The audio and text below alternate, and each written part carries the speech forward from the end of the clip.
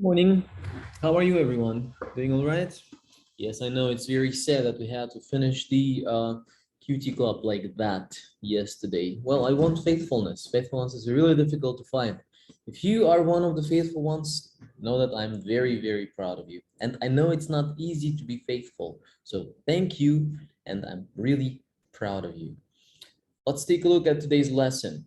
An evil spirit suddenly came on Saul as he spoke to the people in his court. They were likely the mad speeches of a false prophet or ravings of a person troubled by an evil spirit. David was playing the harp in the royal court as he usually did, trying to soothe the king and those around him. But the king's behavior became increasingly violent. I will pin David to the wall, he said. But God was with David, and as Saul threw his javelin, David was able to dodge the spear thrown by the seasoned warrior. Saul was a seasoned warrior, means he's experienced warrior. Saul became afraid of David because he realized that the Lord was with David, but had left him. In order to give David an honorable exile and to get him out of his court, Saul put him in charge of 1,000 troops. Instead of seeing David as a blessing to Israel, he viewed him only as a threat. He wanted to get David away from him, maybe even have him killed in battle. But in everything he did, David met with great success because the Lord was with him. He defeated all the enemies. When Saul saw how successful David was, he was afraid of him. But these battles only served to showcase David's leadership ability, as well as his courage and character, and the victories only strengthened the affections of the people towards him. Oops. Infection blocked. Believing that David was a threat to his kingship, he concocted a different plan. What is his plan? My son, you have served me loyally. I want you to become a part of my royal family. Here is my oldest daughter, Mirab. I will give her to you in marriage. Only serve me bravely and fight battles of the Lord. But who am I, says David, and what is my family or my father's clan in Israel that I should become the king's son-in-law? You are one whom the Lord uses mightily. Your bravery reaches my ears constantly. I need men like you in my army and in my family. I will not raise a hand against him. I will let the Philistines do that. His evil laugh. But when the time came for Merab to be given in marriage, Saul decided to give her to another man. Huh, look at that. He changed his mind and gave Merab, his daughter, to another man. But David continued to trust in God's plan. Even after the king broke his promise to him, he continued to serve Saul faithfully. King, may we have a word with you? Somebody says. You still have an opportunity to keep David close, where you can keep an eye on him. Your daughter, Michal, the younger one, is in love with this young David. Ooh. I will give her to him, Saul thinks, that she may be a snare to him, a trap to him, and that the hand of the Philistines may be against him. Don't be discouraged. You will have another opportunity to become my son-in-law. Speak to David privately and say, the king is pleased with you and his attendants all like you. Now become his son-in-law.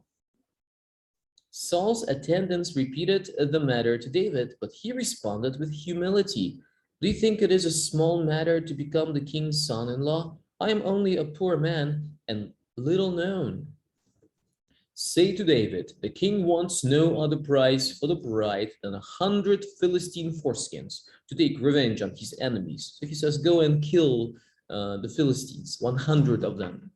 Saul plotted to let David be killed by the Philistines to rid himself of this pest, David, and threat to his throne.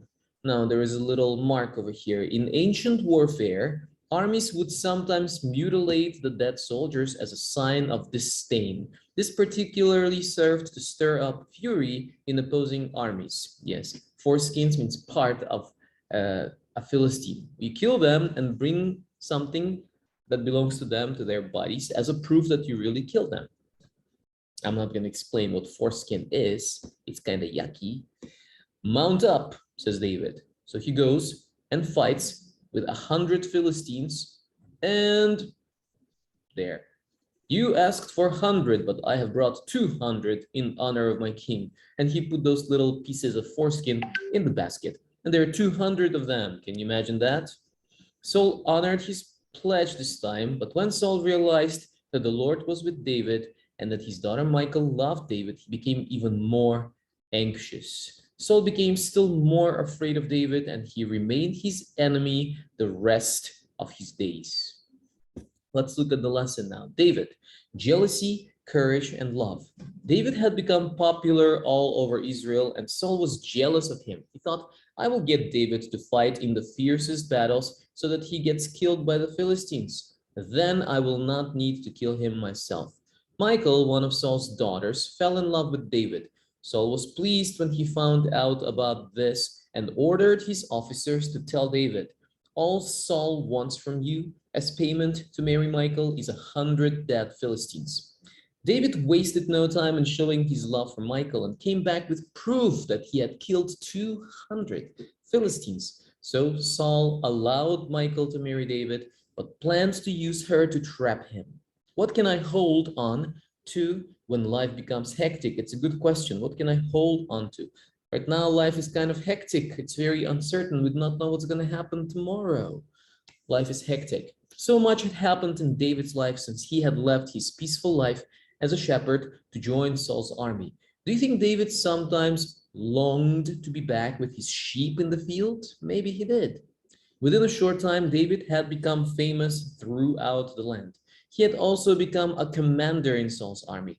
As a shepherd, he had only heard of the Philistines. Now, he faced them in battle day after day.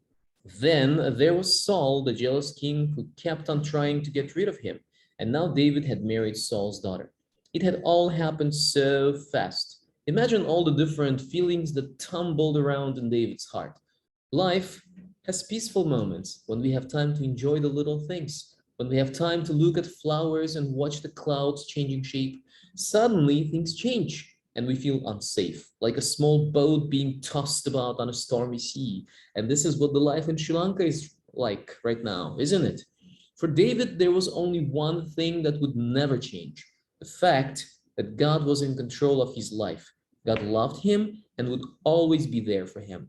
Knowing that made all the difference. And for us too, we know that God is the foundation that our life is built on. Let's trust God. Let's build our life on top of his word. And then we would be safe. No matter what happens, we would be on a ship like the ark that Noah was in.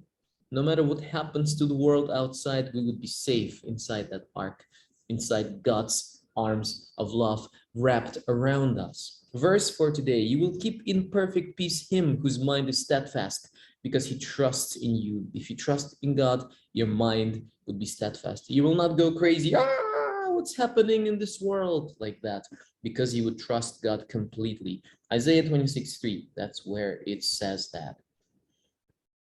That's all for today. I hope you have a beautiful day today. God bless you.